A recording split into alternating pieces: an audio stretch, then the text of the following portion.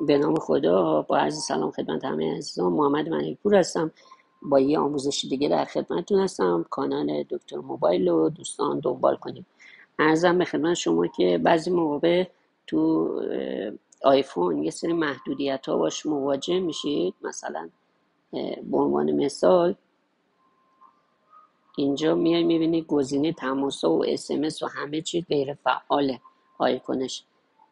و یه سری محدودیت های دیگه هم هست که حالا تو فیس تایم و تو بعضی از اپلیکیشن ها میبینیم و دلیلش فقط و فقط یه تنظیم هست که تو آیفون باید انجام بدی. اونم اینه که قسمت پرایوسی سیکیوریتی میاد و این گزینه لاکداون مود رو خاموش میکنید.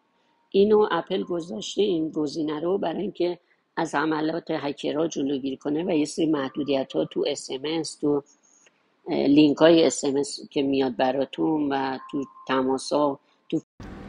خب ببینید دستگاه وقتی ریستارت شد، این حالا من